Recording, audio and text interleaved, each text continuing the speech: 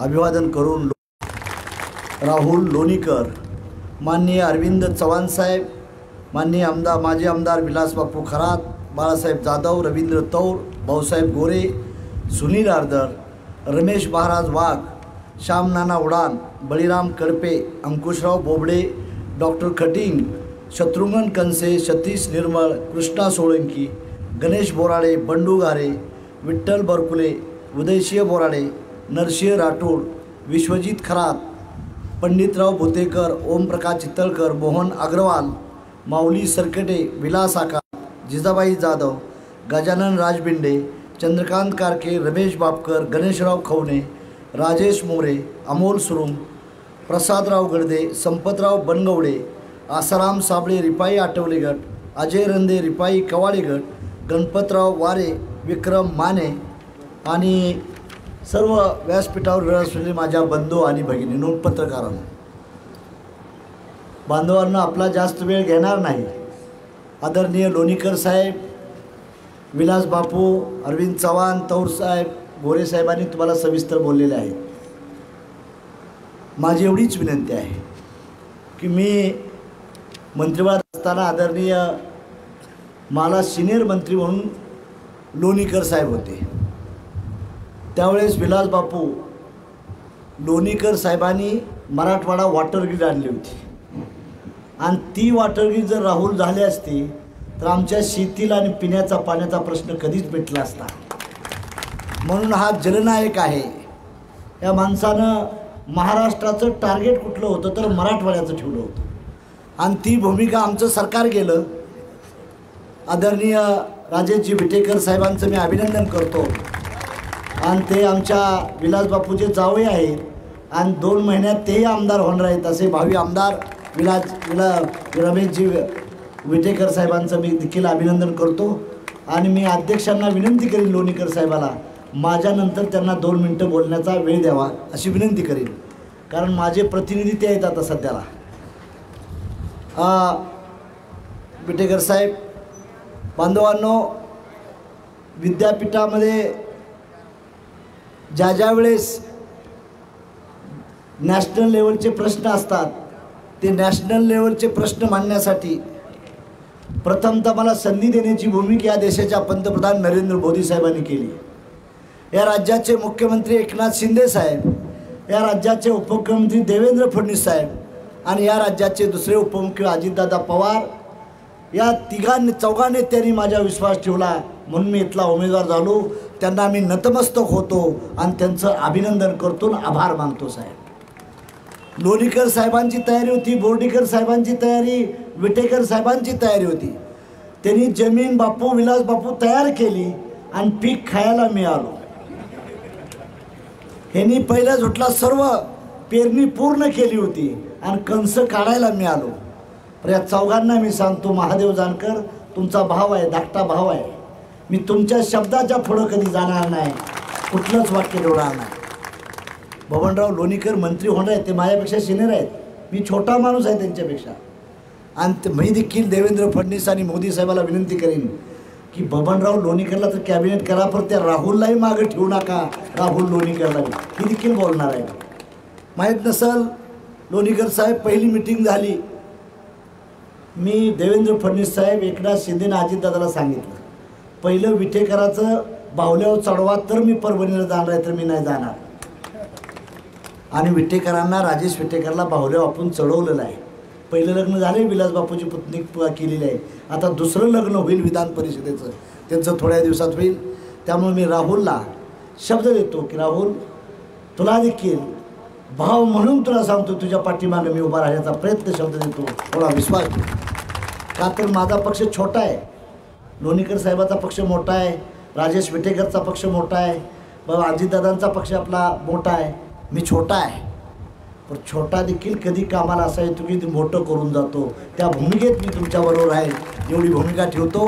आणि बांधवांनो, आपल्याला इलेक्शन हे जातीपातीव धर्माव नाही. मला माहीत आहे विलास बापू खरं बोलले आम्हाला आत बसल्यानंतर, परंतु बापू ज्यावेळेस देवेंद्र फडणवीस मुख्यमंत्री होते त्यावेळेस कमिटी नेमली होती एक, दलित समाजाला बालटी आहे तसं मराठ्याला ओबीसीला काही कमिटी नव्हती. मी देवेंद्र फडणवीसला विनंती केली की हे मोर्चे अटकावून येतात, ही पोरं देखील अतिशय चांगली भूमिका त्यांची मागणी आहे. शाहू राजाने या देशात पहिलं आरक्षण दिलं, त्याच्या अगोदर आरक्षण नव्हतं बापू. शाहू महाराजांना पहिलं आरक्षण दिलं.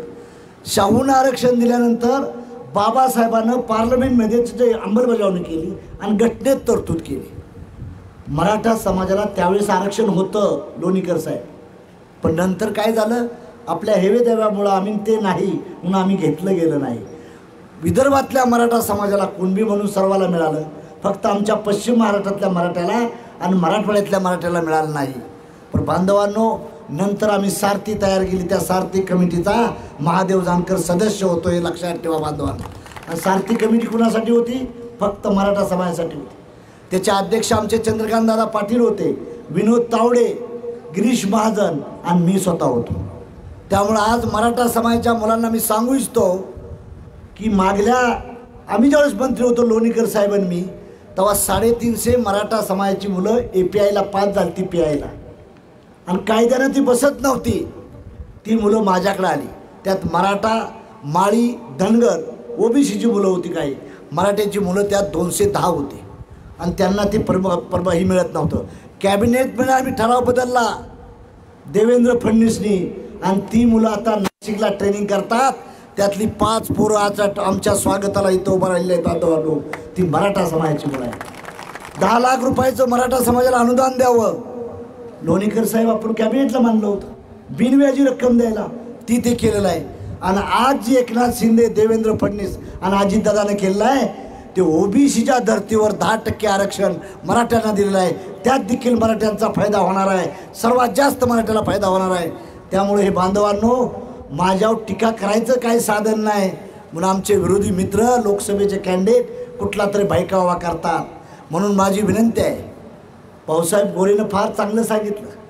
त्याच्या अगोदर भाऊसाहेब गोरे महात्मा फुलेंनी गुलामगिरी नावाच्या पुस्तकात लिहिलेलं आहे, माळी, मराठा आणि धनगर एकाच आईची पोरं आहेत, हे गुलामगिरीमध्ये लिहिले महात्मा फुलेंनी. शाहू महाराजांनी स्वतः राजा असताना होळकरांच्या घरी पुतळाबाई म्हणून धनगराच्या घरी पहिली पोरगी दिली आणि धनगर मराठा पहिला विवाह केला. आज आम्हा मंडळात छेद केला जातो. पण मी विरोधकाला सांगतो, तू जातीवाद कितीही कर, बबनराव लोणीकर, राजेश विटेकर, बोर्डीकर, ही तमाम जनता माझ्या मागे असल्यामुळं 2.5 लाखाचा विजयानं मी विजय होणार आहे, लक्षात ठेवा. आणि बापू म्हणले, विलास बापू, ती खरं होणार आहे. दिल्लीतून मी खासदार म्हणून राहुल तुझ्या घरी जेव्हा येईन तेव्हा पट्ट्या मंत्री म्हणूनच येईल, लक्षात ठेवा. आणि त्यावेळेस विकास कसा होत नाही. मला 17 भाषा येतात, 17. मला घर नाही, दार नाही, बायका नाहीत, पोरं नाहीत, सडा फटिंग महादेव जानकर आहे. बापू विलास बापूची माझी ओळख 22 वर्षाच्या अगोदर आहे. मी ज्यावेळेस यशवंत शिलेत फिरत होतो, ह्या बापूच्या जावयानं मला 5,000 रुपये वर्गण दिली ती. 5,000 रुपये हार घातला होता. हा माणूस कोण आहे म्हणजे. त्यामुळं मला सर्व मराठ्यांनी, दलितांनी, OBCनी, सर्व समाज लोकांनी मदत करून मला नेता बनवलेला आहे. लोणीकर साहेब, मी एकट्या जातीच्या जेव्हा झालं आहे, सर्व समाजाने मला नेता बनवलेला आहे. माझी तुम्हाला विनंती आहे, कास्टलेस समाज तयार करणं ही माझा अंतिम ध्येय आहे. जातीविहान समाज निर्माण झाला पाहिजे, ही आमची भूमिका आहे. शाहू आम्हाला चांगला वाचता येतो, बाबासाहेब, शिवाजी, आम्ही चांगला अभ्यास करून पेरला आहे. त्यामुळे आमच्यावर नैतिकतेचं धडं शिकवण्याचं भानगड कोणी करू नये. मला विकासाच्या मुद्द्यावर मी परभणीचं इलेक्शन लढवतोय. लोणीकर साहेब, तुम्ही तिथं फंड आणला, विकास पुरुष ठरला. माझ्या परभणीला 45 दिवसातून पाणी प्यायला मिळत नाही, धुळीशिवाय नाही. बबनराव लोणीकरांच्या बंगल्यावर जातानाच रस्ता आहे.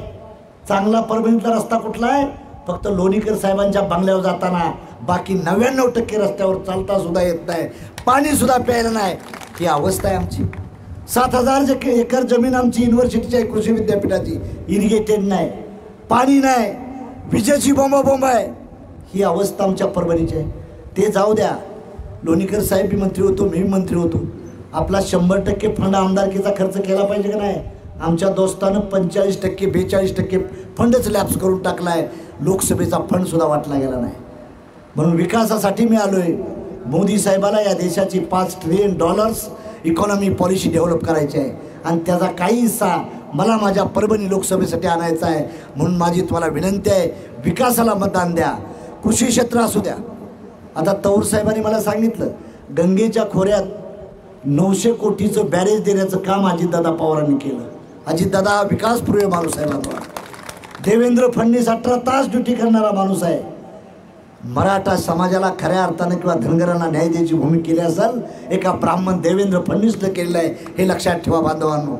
आम्हाला एसटी सवलत मिळाली नाही धनगरांना, पण एसटीची या सवलती लागू होण्यासाठी 22 आदिवासीच्या योजना धनगर समाजाला लागू करण्याचं काम त्या माणसानं केलं. आणि आम्ही त्याला जाती म्हणून बापू काय करतोय, टीका करतोय. हे असं न होता आपण मंडळीने ह्या गोष्टीचा विचार करावा. विकासाला मतदान.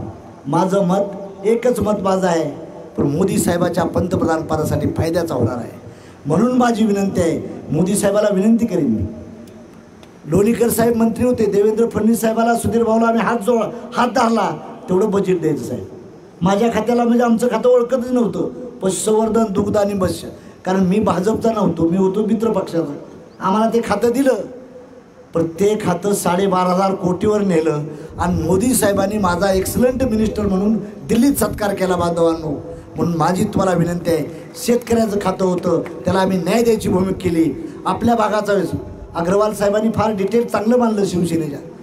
परतूर रेल्वे स्टेशन आहे, आमची विनंती आहे लोणीकर साहेबालाही मी घेऊन जाईन, देवेंद्र फडणवीसकडं, मोदीकडं, अजितदादाकडं, एकनाथ शिंदेकडं. आम्हाला वंदे भारतची ट्रेन बनवायसाठीच आम्हाला कोचची फॅक्टरीज माझ्या मतदारसंघात काढायची आहे. म्हणून मी त्यांना आग्रह करीन, वंदे भारत ट्रेन जी आता पश्चिम बंगालवरून येते या, तीच मला माझ्या परभणी लोकसभा मतदारसंघात तयार करण्यासाठी. आणि मला माहीत आहे त्यांचा माझा शब्द ते मोडणार नाहीत, माझं ऐकतील ते. म्हणून बांधवांनो, विकासाच्या विजन दृष्टी MIDC स्टार MIDC नाही. चला तुम्ही सातारा सांगली पुण्याचं बघा विलास बापू.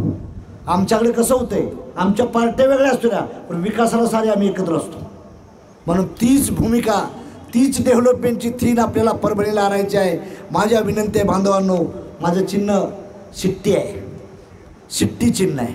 शिट्टीचं एक मत मिळालं तर मोदी साहेबाच्या पंतप्रधान सदाला आणि आपल्या भागाचा विकास करण्यासाठी मोदींना पंतप्रधान करणं गरजेचं आहे. म्हणून माझी नम्र विनंती आहे, तुम्ही मला मतदान देऊन विजयी करताल अशी अपेक्षा व्यक्त करतो आणि मी आपली रजा घेतो. जय हिंद, जय भारत. यानंतर आपल्या सर्वांचे लाडके नेते या